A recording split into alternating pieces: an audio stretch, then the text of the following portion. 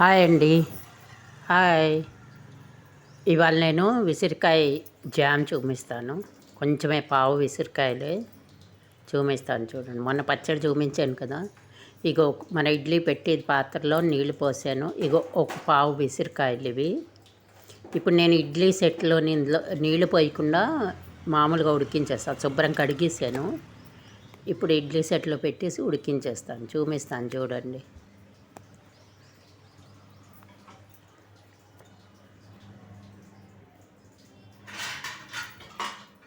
16 వచ్చాయి పావుకి. 2 ప్లేట్లలో పెట్టేస్తే 2 వేసి 4 4 8 8 8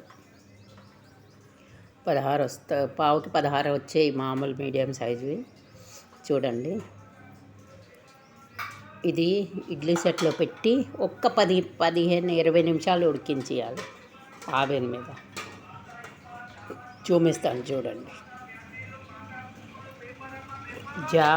విసిరికాయల టైం కదా, ఇప్పుడు ఎలాగైనా విసిరికాయలు మనం తినాలి. ఆవకాయ పచ్చడి, జామ్, పిల్లలు తింటారు బాగా. విసిరికాయ జామ్ చేస్తే తినేస్తారు. ఇలా తినరు కదా. ఇగో చూడండి, ఇలా పెట్టేసి నేను ఆవిరి మీద ఒక 15 20 నిమిషాలు ఉడికించేస్తాను. మెత్తగా ఆవిరికి ఉడికిపోతుంది, ఇడ్లీలు పెట్టినట్టుగా. చూసారు కదా.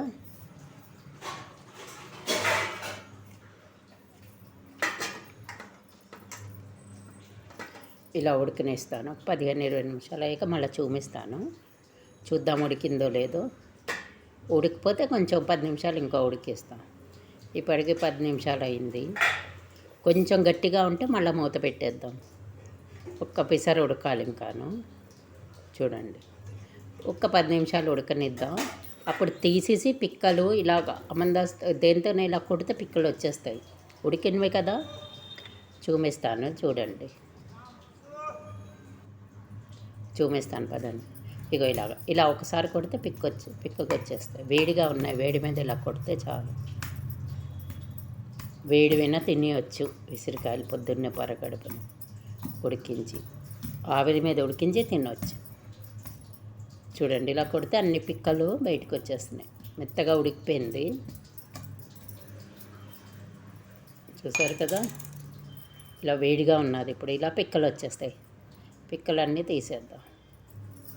పిక్కలు తీసాక చూపిస్తాను మీకు. ఇలాగ వేరు చేసేసి చాలా బాగుంటుందండి. పొద్దున్నే పరకడుపుని ఇచ్చారనుకోండి, జామ్ లాంటివి, లేకపోతే రొట్టెల్లో ఇచ్చారనుకోండి, చాలా బాగుంటుంది పిల్లలకి. మనమైనా ఒక ఇలా ఉండలా చేసుకుని జామ్ గట్టిగా అవుతుంది కదా, కొంచెం అది నోట్లో పడేసుకోవచ్చు. ఇక మూకుడేసిన ఏ నూనె ఏ నెయ్యి అక్కర్లేదు, దీంట్లో వేసేయడమే. వేస్తే ఇది నీరు వదులుతూ ఉంటుంది. విసిరికాయలో నీరు ఉంటుంది కదా, కొంచెం మీరు వేడి చేయగానే కొంచెం నీళ్ళలా వస్తూ ఉంటుంది. ఇందులో 10 నిమిషాల్లో అయిపోయింది ఇది. ఇప్పుడు ఒక హాఫ్ గిన్నె పావుకి కొలతకి నేను గిన్నె చూపిస్తాను. దానికి సగమే, ఒక గిన్నెడు వచ్చింది ఇది. సగం గిన్నెడే బెల్లం వేస్తాను చిన్న గిన్నెతో. మీకు ఎక్కువగా వస్తే ఎక్కువ వేసుకోండి. నేను ఆ కొలత మీద వేస్తాను. తర్వాత శొంఠి, మిరియాలు, ఏలకులు, ఒక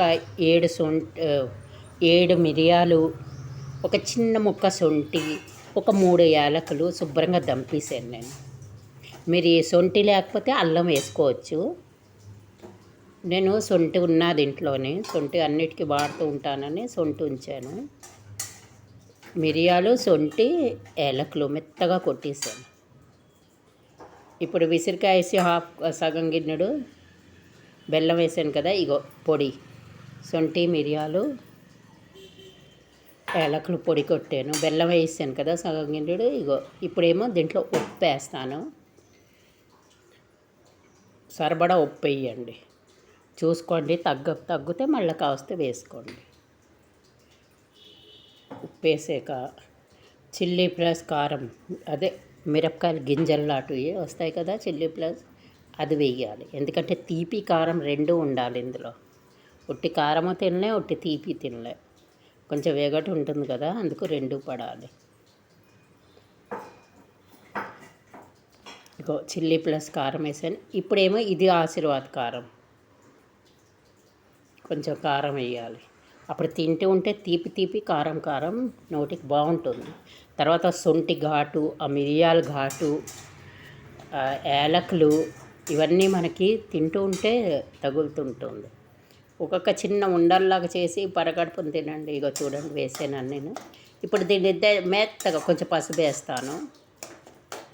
వేసి ఇప్పుడు మెత్తగా దీంతో ఇలాగే కలుపుతూను ఇలాగ చేసి ఒక పావు విసిరికాయలండి ఇవి.